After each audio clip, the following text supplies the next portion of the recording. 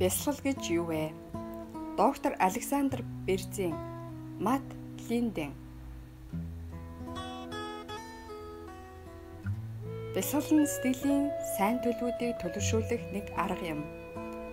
Үүнийг тухайн сэтгэлийн төлөвүүдийг зуршил болтол дахин төрүүлэх замаар хийдэг. Бие организмын хувьд бясалгал шинэ мэдрэхүйн замуудыг бий болгодог нь судалгаагаар батлагдаад байна. Бясалгалын ач тус.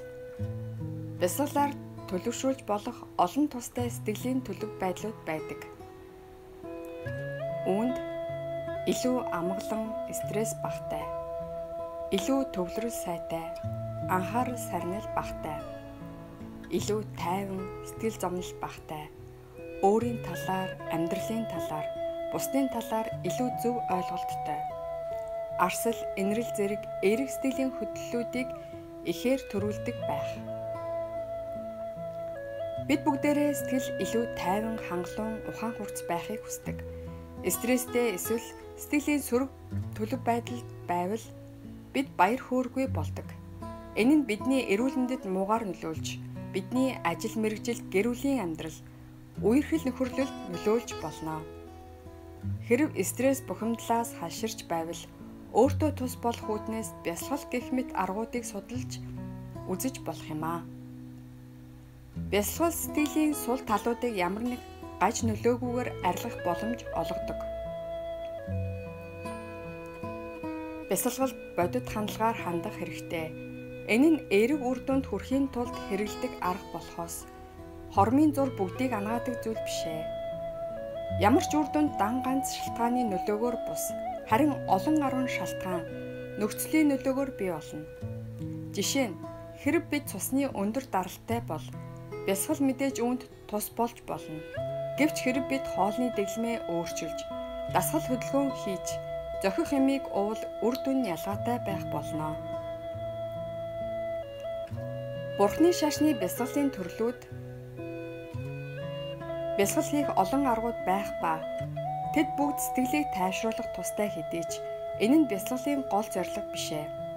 Мэдээж эерэг сэтгэлийн төлөв байдлыг бий болгох бодиттой ахиц гарахын өмнө стрессийг бууруулах нь чухал бөгөөд Бурхны шашны ажиглан бясалгах ба агуулган бясалгах гэсэн бясалгалын төрлүүдийг ээлжлэн хийхийн өмнө ихэвчлэн амьсгал дээрээ төвлөрөх аргаар сэтгэлийг амрааж тайвшруулдаг.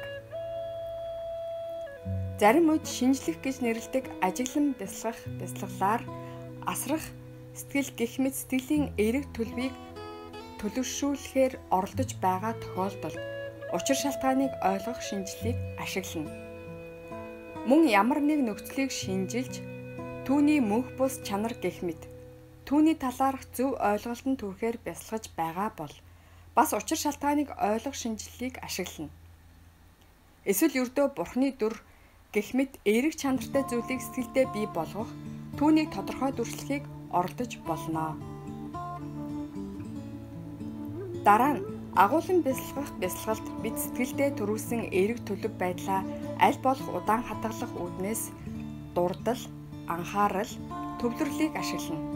Эсвэл эдгээрийг сэтгэлдээ байгуулсан дүр зураг дээр төвлөрөх үүднээс ашиглаж болно. Энэ хоёр бясалгалын төрлийг ээлжлэн хийн. Хүссэн сэтгэлийн эерэг төлөвийг сэтгэлдээ бий болгож тодорхой дүрсэлсэн үед түүнийгээ агуулan байлгана. Хэрв энэ төлөв дээрх төвлөрөл суларч эсвэл алдагдвал түүнийг дахин нэг удаа төвлөрүүлж тодруулж дүрслэнэ. Бясалгал гэж юу вэ? Бясалгал өдөр тутмын амьдралд бясалгалын гол зорилго нь гэртээ дэвсгэр дээрээ сууж байх үедээ тайван төвлөрсөн байж бусдыг хайрлах сэтгэл төрүүлэх бус, харин өөрсдийн өдөр тутмын амьдралд бодит нөлөө үзүүлэх явдал юм аа. Хэрэг бясалгалыг тогтмол хийвэл эерэг сэтгэл хөдлөлүүд бидний зуршил, өдөр шөнийн аль ч цагт хэрэг болсон үед нь авч хэрэглэж чадах нэг зүйл болно. Цаашлаад илүү их бусдыг хайрлсан, төвлөрсөн, тайван байдал нь ямар ч итэл сэтгэлгүйгээр цаг үргэлж төрөх бидний мөн чанар өөрийн нэг хэсэг болно. Үнэхээр их уурлах, бухимдах үеуд гарах боловч Тэр үед бидний хийх ёстой зүйл бол улам их бусдыг хайрладаг бай хэмээн өөртөө сануулах явдал. Тогтмол бясалгал хий сэтгэлийн ийм төлөв байдалд өөрийгөө дасгасан учраас бид түүнийг даруй төрүүлж чадна. Хинч төгс төгөлдөр биш. Бид бүгд өөрийн арилгахыг хүсэх ямар нэг муу зуршлыг өөрөөсөө олж чадна. Азар тэдгээр зуршлууд бидний сэтгэлд арилшгүй байдлаар тогтсон бус харин өөрчлөх боломжтой зүйл байдаг. Тэдгээрийг өөрчлөхөд хичээл зүтгэлээс өөр юу ч хэрэггүй. Бидний олонх нь чирэгжүүлэх төвд хэдэн 10 цагийг өнгөрүүлдэгч бидний хамгийн чухал тал болох сэтгэлээ дасгалжуулахаа мартдаг. Энэ нь ихэнхдээ хэцүү байдаг ч бясалгалын бидний амьдралд үзүүлэх ач тусыг мэдэх үед сэтгэлтэйгээ ажиллах цаг гарахдаа бид баяртай байдаг болно.